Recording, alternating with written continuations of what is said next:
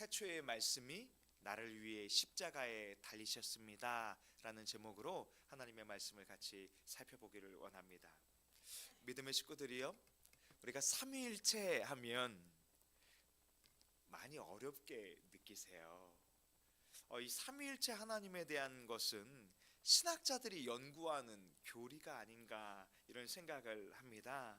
그러나 삼위일체 교리는 어려운 것이 아니라 우리의 구원 이야기를 주님이 하고 계신 것입니다. 교회는 이 삼위일체 교리를 지켜내기 위해서 2000년 동안 이 복음의 싸움을 했습니다.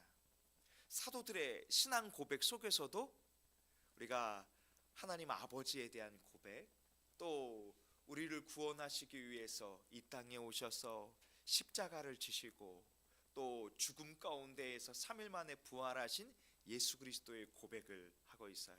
또 성령으로 우리가 함께 되기를 고백하고 있어요. 그래서 우리가 매 주일마다 예배 때 고백하는 그 사도신경 안에도 이 삼위일체 교리가 이 사도들의 고백으로 담겨져 있는 것입니다. 그리고 이 요한복음 가운데 특별히 오늘은 1장의 말씀을 통해서 우리 삼위일체 하나님께서 한 사람을 어떻게 구원하시는지 그것을 이 말씀을 통해서 같이 살펴보길 원합니다. 요한복음은 이렇게 시작합니다. 태초에 말씀이 계시니라. 태초에 말씀이 계시니라 하고 요한복음이 시작할 때 우리는 창세기 1장 1절로 되돌아가 봐야 합니다. 태초에 하나님이 천지를 창조하셨느니라. 요한복음은 1장 1절에 보면 태초에 말씀이 계셨다. 그리고 이 말씀은 하나님과 함께 계셨다. 이 말씀은 곧 하나님이시다. 여기서 말하는 이 말씀 로고스는 바로 우리의 구원자 되신 예수 그리스도를 가리키고 있는 것입니다. 성경 원문은 예수님이 피조물이 아니라 창조주시다 이렇게 말씀하고 있습니다. 특별히 이 하나님과 함께 계셨으니 하는 이 함께 계셨다는 원문의 의미는 영원하신 하나님에 대한 고백, 또 이 예수 그리스도께서 성부 하나님과 친밀한 관계 속에 계신다. 이것을 이 원문은 그 의미를 담고 있는 것입니다. 만물이 3절에 보면 그로 말미암아 말씀으로 말미암아 예수 그리스도로 말미암아 지은 바 되었으니, 이 원문의 의미는 예수 그리스도로 말미암아 지은 바 되었다는 것은 이 세상이 예수 그리스도로 말미암아 존재했다 이렇게 말하고 있어요. 그러니까 예수 그리스도가 아니라면 존재할 수 없다 이렇게 말하고 있는 것입니다. 그래서 창세기 1장에 보면 우리가 우리의 형상을 따라 사람을 만들었다 이렇게 말씀하고 있잖아요. 이 하나님께서 복수형인 우리를 쓰는 것은 성부 하나님만의 이 창조 이야기가 아니라 삼위일체 되신 이 성부와 성자와 성령 하나님께서 이 세상을 창조하셨다 이렇게 말씀하고 있는 것입니다. 이 예수 그리스도께서 이 땅을 예수 그리스도로 말미암아 지은 바 되었다는 말씀처럼 창조하셨다는 것은 우리를 지으신 분이 십자가에서 우리를 위해서 죽으셨음을 가리키고 있는 것입니다. 오늘 이 요한복음은 그 이야기를 하고 싶은 거예요.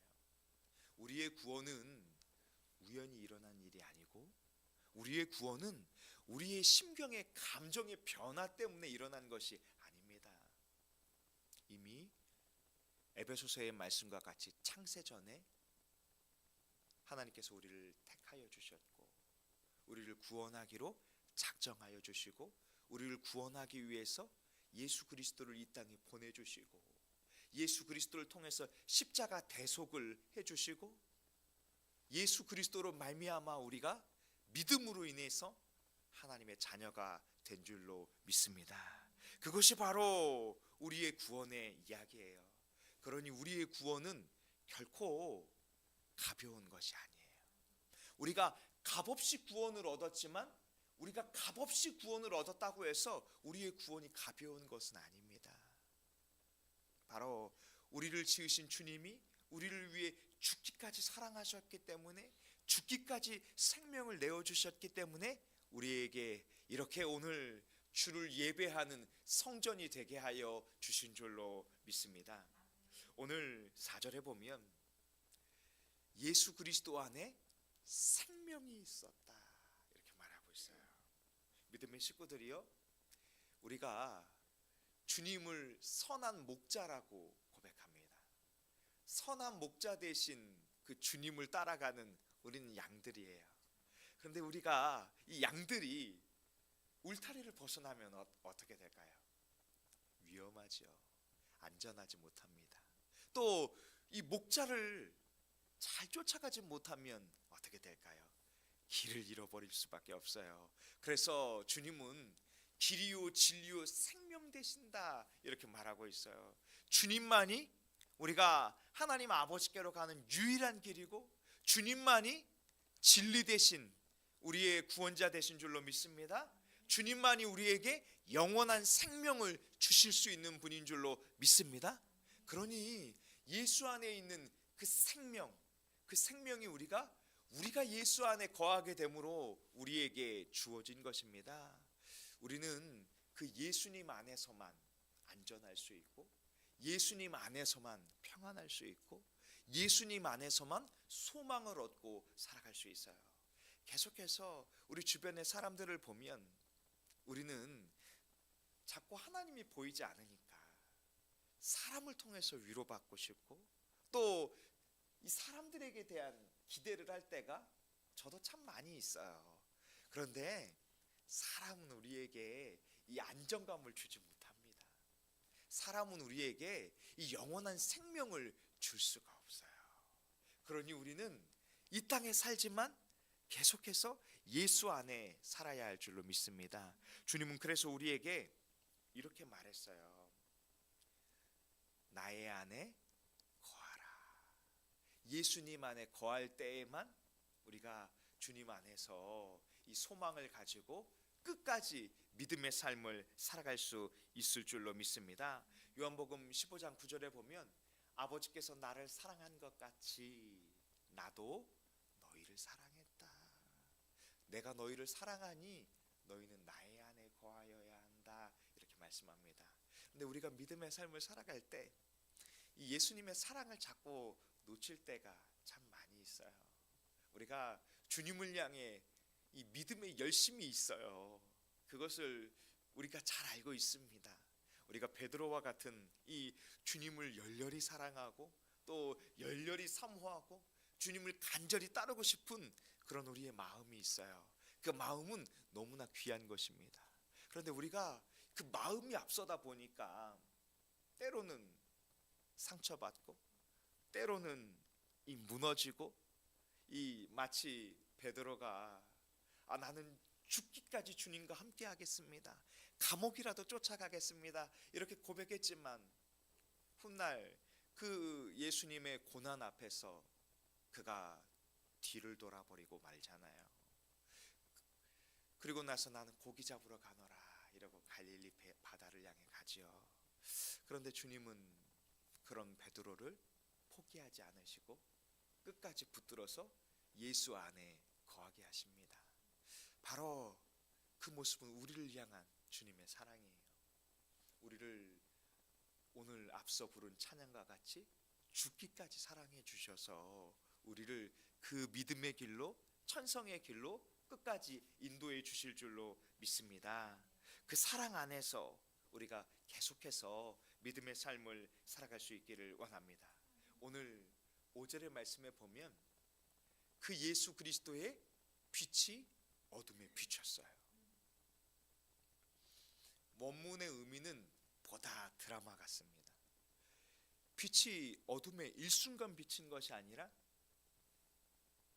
하나님이 세상을 창조하실 때 세상이 어땠습니까?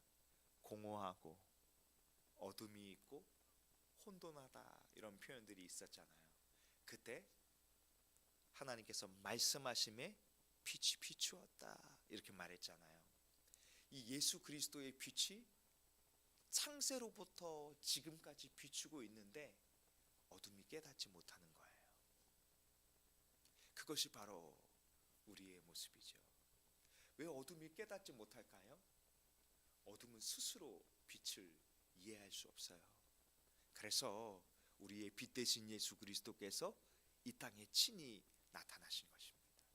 그리고 우리는 그 예수 그리스도를 볼 때 마치 하나님의 영광을 보는 것과 같은 은혜를 누리게 되는 것입니다. 오늘 그 빛이 이 땅에 비추는 것이 아니라 원문은 또 다른 의미 하나를 가지고 있어요. 깨닫지 못하더라, 이런 표현이 이 원문의 표현에는 어둠이 이기지 못하더라, 이런 의미를 담고 있어요. 그러니까 예수 그리스도의 빛이 비쳤고 우리가 어두워서 깨닫지 못할 뿐만이 아니라 저 어둠의 권세가 그 빛을 대적하기 위해서, 그 빛을 가리기 위해서 힘썼지만 사단 마귀의 어둠의 권세가 빛 대신 예수 그리스도를 이기지 못하더라, 이런 고백도 담겨져 있는 것입니다. 믿음의 식구들이요, 우리가 아무리 어두움 가운데 있다 할지라도 예수 그리스도의 빛을 피할 수 없어요. 주님이 구원하시기로 작정하시면 우리는 반드시 어둠이 물러가고 우리를 묶으려고 했던 그 어둠의 결박 속에서 참된 자유를 얻을 수 있게 될 줄로 믿습니다. 그게 바로 주님의 피할 수 없는 은혜예요. 여러분, 요나가 이 배를 타고 주의 얼굴을 피하고자 했지만 주의 얼굴을 피할 수 없어요. 오늘 우리의 삶도 마찬가지입니다. 우리가 시험에 들면 이 우리의 죄의 본성이 올라와요. 우리의 본성은 무엇이냐 하면 마치 아담과 하와가 이 하나님과 같이 데려다가 선악을 알게 하는 나무의 열매를 먹고 그 눈이 밝아져서 어떻게 됐습니까? 자신의 옷을 가리지요. 우리는 본성이 우리의 수치를, 이 죄인된 우리의 모습을 가리고 싶은 본능이 있어요. 그래서 하나님을 피하려고 합니다.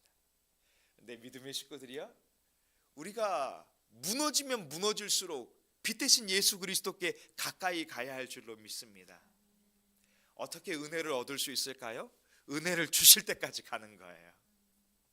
어떻게 이 막힌 영적인 교제가 풀릴 수 있을까요? 이런 질문을 가끔 성도님들에게 받습니다. 목사님, 기도가 안 되는데 어떻게 기도해야 하죠? 그럼 제 대답은 거의 비슷합니다. 기도가 될 때까지 기도하시면 됩니다. 이게 되게 무식한 표현인 것 같지만 정답이에요. 우리가 하나님과의 친밀한 교제가 잘 이루어지지 않을 때가 있어요. 그런데 그때 주님과 친밀한 교제를 하는 방법은 계속해서 주님을 찾는 것입니다. 너는 내게 부르짖으라. 그러면 주님이 만나 주시겠다고 약속해 주셨잖아요. 너는 나를 찾으라. 그리하면 만나게 해 주실 것이다. 두드리라. 믿음의 문을 두드리라. 그러면 열릴 것이다. 주님은 항상 우리에게 내가 문 밖에 서서 두드리고 있다, 이렇게 말하고 있어요. 그것이 바로 예수 그리스도의 사랑이에요. 세상의 사람들은 우리를 끌고 가려고 하잖아요. 주관하려고 하잖아요. 그런데 우리의 주인 되신 예수 그리스도는 우리에게 억지로 하시지 않으세요. 우리가 주님 앞에 믿음으로 고백하며 빛 대신 주님을 따라갈 때 주께서 우리를 주관하여 주시고 구원의 길로 인도해 주실 줄로 믿습니다. 오늘 이 빛이 비쳤지만 깨닫지 못했던 한 사람의 이야기를 이 요한복음을 통해서 같이 살펴보길 원하는데요. 니고데모인데요. 니고데모를 보세요. 니고데모는 이 유대인의 지도자고 또 그는 바리새인이에요. 또 다른 성경에 보면 이 니고데모는 이 사내들인 공회 의원입니다. 성경을 가르치던 또 유대의 지도자로서 누구보다 하나님 말씀을 잘 알고 있다고 하는 사람이에요. 그런데 그가 밤에 예수님을 찾아옵니다.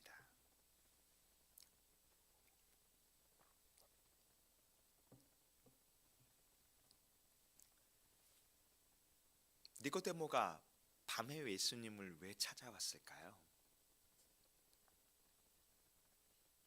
맞아요. 예수님을 만나는 자신의 모습을 볼 때 그런 두려움도 있었겠지요. 사람들이 나를 어떻게 생각할 것인가. 그런데 요한복음은 한 가지 더 중요한 면이 있습니다. 어둠과 빛을 구분하고 있잖아요. 지금 니고데모의 상태가 밤의 모습과 같이 깨닫지 못한 어둠의 상태였음을 보여주고 있는 것입니다. 그때 니고데모가 예수님께 이렇게 묻습니다. 그가 밤에 예수께 와서 이르되 라삐여 우리가 당신은 하나님께로부터 오신 선생인 줄 아나이다. 하나님이 함께 하시지 아니하시면 당신이 행하시는 이 표적을 아무도 할 수 없음이니이다. 오늘 이 니고데모의 물음 앞에 예수님을 향해서 뭐라고 고백하고 있습니까? 하나님께로부터 오신 선생. 이 니고데모의 이해 속에서 예수님은 하나님께로부터 보냄받은 하나님의 아들이 아니라 하나님의 말씀을 전하는 선한 선생이다 이렇게 말하고 있는 거예요.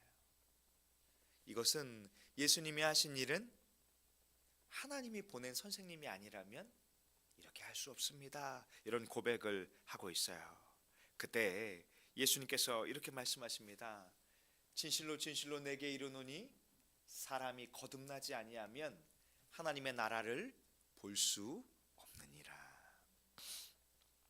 이 거듭난다라는 의미를 우리는 잘 알고 있습니다. 성경에 말하는 거듭난다라는 것은 예수님이 말씀하시는 거듭난다라는 것은 하늘로부터 다시 태어나는 것입니다. 하늘로부터 다시 태어나지 아니하면 하나님의 나라를 볼 수 없느니라. 오늘 2절의 말씀을 다시 한번 보시겠어요? 예수님을 향해서 하나님께로부터 오신 선생 이렇게 표현했잖아요. 하나님의 나라에서 오신 선생 이런 의미를 담고 있죠. 3절에 보면 예수님은 말씀하시기를 네가 말하는 그 하나님의 나라 거듭나지 아니하면 하늘로부터 다시 태어나지 아니하면 볼 수 없다. 볼 수 없느니라 이렇게 말하고 있어요. 여러분 이 말씀은 니고데모에게 있어서 굉장히 충격적인 이야기일 것입니다. 나는 유대인인데 아브라함의 자손인데 나는 말씀을 잘 알고 있는 언약 백성이라는 자부심이 있는데 내가 하나님의 나라를 볼 수 없다 이렇게 말하는 거예요. 여러분 하나님의 나라를 못 본다는 건 어떤 의미일까요? 하나님의 나라에 갈 수 없다는 의미를 담고 있는 거예요.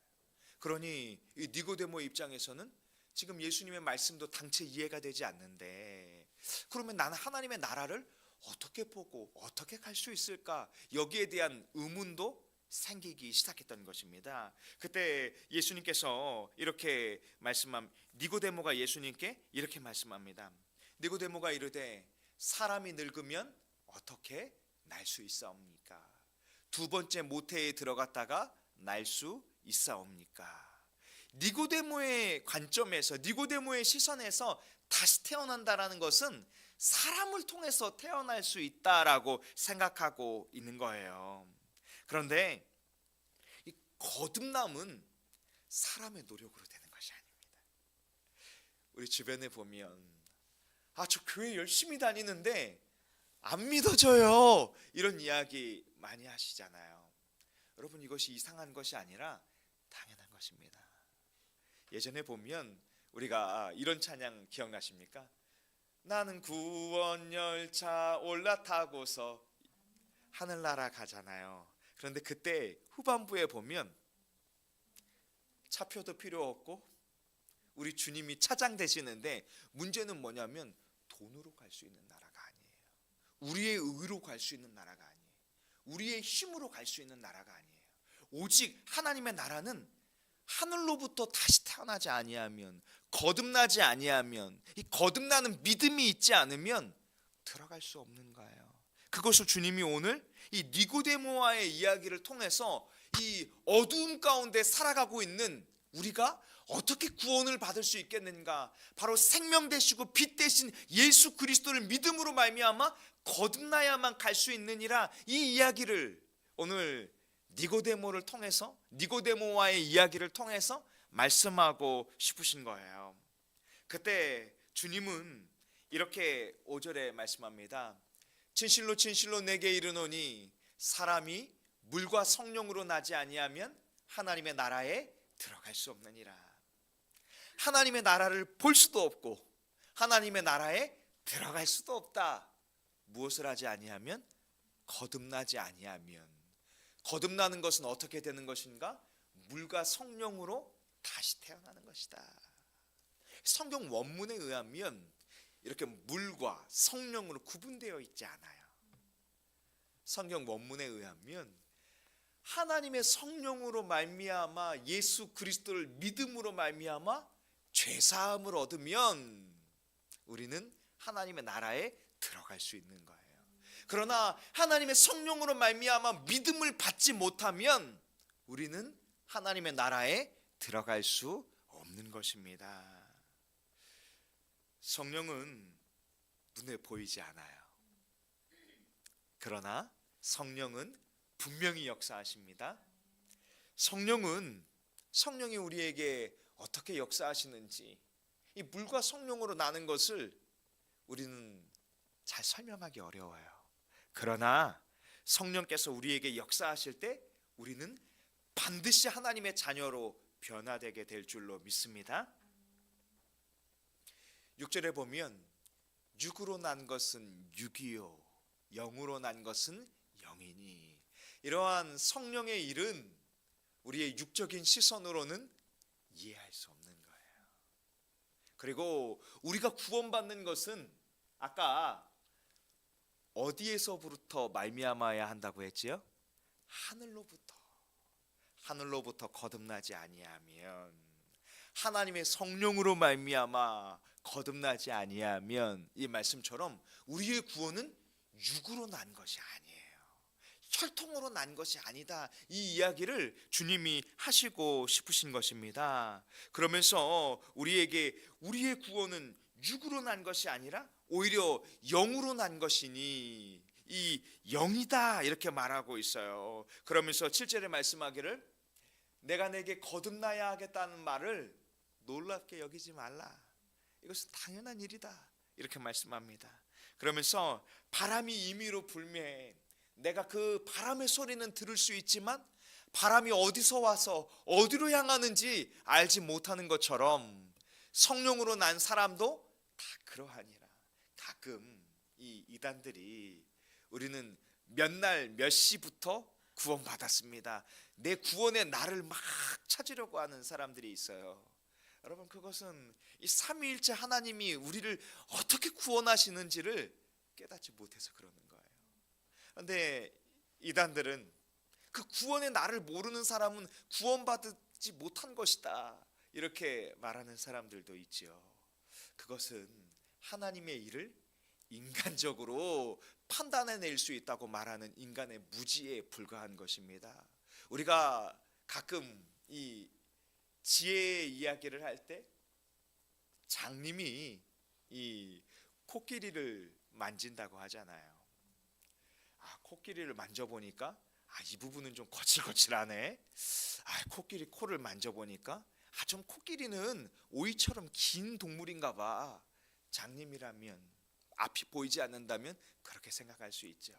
여러분, 우리가 하나님의 구원의 역사를 한 단면만 본다면 우리의 시선에서 하나님을 이해하고 우리의 시선에서 하나님을 측량하려고 하는 것입니다. 그러나 하나님은 우리가 헤아릴 수 없는 분이에요. 하나님이 우리를 향한 구원은 우리가 감히 이해하기도 어렵습니다.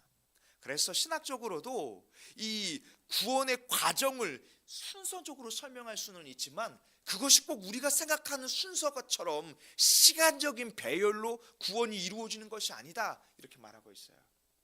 오히려 주님이 우리를 창세 전부터 구원하시기로 작정하셨다라고 말한다면 우리의 구원은 하나님의 영원의 시계 속에서 준비되고 있었던 것입니다.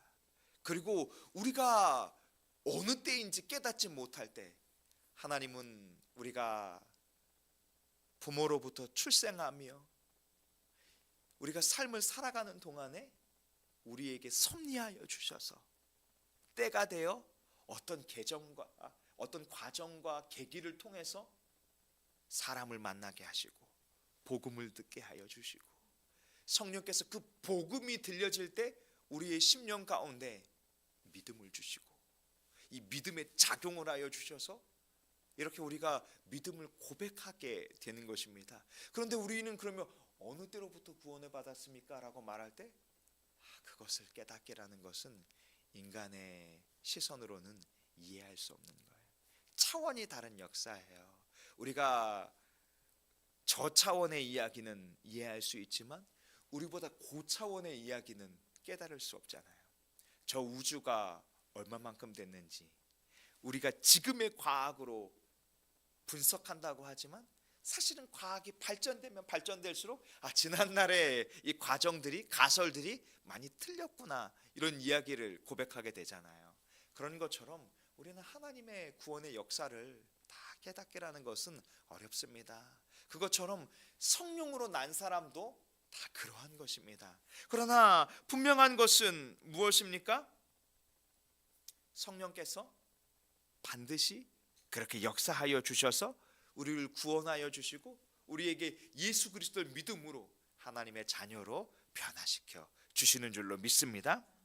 그때 니고데모가 예수님께 이렇게 물어요. 어떻게 그러한 일이 있을 수 있겠습니까? 이렇게 물었어요. 그랬더니 예수님 물으세요. 너는 이스라엘의 선생으로서 이러한 것들을 깨닫지 못하느냐? 진실로 진실로 내게 이르노니 우리는 아는 것을 말하고 본 것을 증언하노라. 아까 니고데모가 예수님을 향해서 예수님은 하늘로부터 하나님으로부터 보냄받은 선생인 줄로 안다 고백했잖아요. 이 표현과 같이 주님은 하나님 아버지의 나라에서 하나님의 나라에서 하나님을 보셨고 하나님과 함께 하셨고 그 본 것을 증언하시는 거예요. 오늘 이 삼위일체 하나님에 대한 이야기를 하기 위해서 이 본문 하나하나를 살펴보진 않았지만 그래서 주님은 니고데모를 향해서 이렇게 말했어요. 너는 육으로 났기 때문에 이 하나님의 일을 이해하지 못하는 것이다. 그런데 내가 심지어 이 땅에 이 육의 일인 세상 속에서 십자가의 구속의 이야기를 해도 너희가 믿지 못할진데 어떻게 하나님 나라의 일을 너희가 깨달을 수 있겠느냐, 이런 말씀도 하셨어요. 그러면서 너희가 우리의 증언을 받지 않는다, 이렇게 말하고 있습니다. 주님은 이 땅에 무엇을 위해 오셨는지를 분명하게 이야기하고 있습니다. 13절에 보면 하늘에서 내려온 인자는 14절에 모세가 광야에서 뱀을 든 것 같이 인자도 들려야 한다. 십자가에 들려야 한다. 십자가에서 생명을 너희들을 위하여 내어주어야 한다. 그러므로 15절에 보면 이는 예수 그리스도를 믿는 자마다 생명, 영생을 얻게 하려 하심이니라. 십자가는 감동적인 이야기가 아니에요. 하나님의 성령으로 말미암아 예수 그리스도께서 구원하시기로 역사하시는 우리를 향한 구원의 은혜인 줄로 믿습니다. 바로 1장 9절에 보면 참 빛 대신 예수 그리스도께서 세상에 와서 각 사람에게 빛을 비추셨어요. 그 빛은 하나님의 독생자로서 우리를 구원하기 위해서 세상에 비추는 빛이지만 10절에 보면 세상은 그로 말미암아 지은 바 되었지만 세상이 그를 알지 못하였다. 심지어 11절에는 빛 대신 예수 그리스도께서 자기 땅에 오시고 자기 백성에게 오셨지만 자기 백성이 영접하지 아니하였다. 이렇게 말하고 있습니다. 이 말씀을 할 때 유대인들의 생각은 어떤 마음을 품고 있었을까요? 요한복음 8장에 보면 유대인들은 우리가 아브라함의 자손이다 이런 인식을 가지고 있었어요. 그리고 유대인들은 우리는 자유를 얻을 필요가 없다 이런 생각을 가졌어요. 왜냐하면 우리는 다른 사람의 종이 된 적이 없는데 우리가 어떻게 자유가 필요하겠는가. 이 말을 뒤집어 보면 예수 그리스도가 필요 없다라고 이야기를 하는 거예요. 죄인들에게만 구원자가 필요한 것이잖아요. 13절 41절에 보면 그들은 이런 이야기를 합니다. 너희는 너희 아버지가 행한 일들을 하는도다. 예수님이 그들에게 이야기한 것이거든요. 그랬더니 반대로 유대인들이 대답하되 우리가 음란한 데서 나지 아니하였고 우리의 아버지는 한 분뿐이시니 곧 하나님이시로다. 유대인들의 시선 속에서는 하나님에 의해서 사람이 창조되었기 때문에 거슬러 올라가면 우리 하나님으로부터 우리가 근본이 되었다 이런 이야기를 하고 있는 것입니다.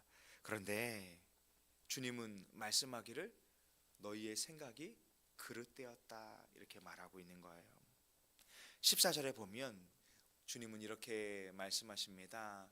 우리 같이 한번 읽어보겠습니다. 시작. 말씀이 육신이 되어 우리 가운데 거하심에 우리가 그의 영광을 보니 아버지의 독생자의 영광이요 은혜와 진리가 충만하더라. 믿음의 식구들이요, 우리는 우리 스스로 죄를 사함 받을 수 없어요. 우리 스스로 자유함을 얻을 수 없습니다. 예수 그리스도가 없이는 하나님을 아버지라고 부를 수 없어요. 바로 우리에게 은혜와 진리로 충만하게 해주신 그 예수 그리스도만이 우리를 하나님과 화목하게 하여 주시고 하나님 나라를 기업으로 얻게 하여 주시고 하나님의 자녀가 될 수 있게 하여 주신 줄로 믿습니다. 16절에 보면 은혜 위에 은혜라라 이렇게 말씀합니다. 율법은 우리에게 이 기준점을 가르쳐 줬어요. 그러나 예수 그리스도의 십자가 은혜는 우리를 살려주셨어요. 예수 그리스도로 말미암아 율법이 할 수 없는 것을 예수 그리스도께서 십자가에서 속량해 주심으로 죄의 문제를 해결해 주신 것입니다.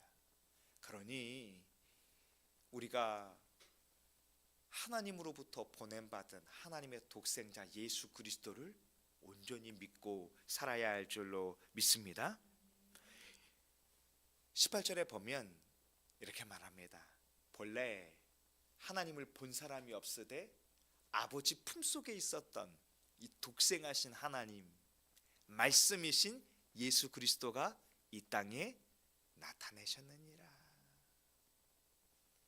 우리는 예수 그리스도를 봄으로 인해서 하나님을 본 것과 같은 이 믿음의 삶을 살게 된 것입니다.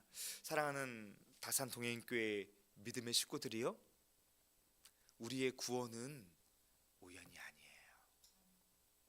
우리의 구원은 영원 전부터 우리를 사랑하신 하나님께서 우리를 사랑하심으로 말미암아 주어진 줄로 믿습니다.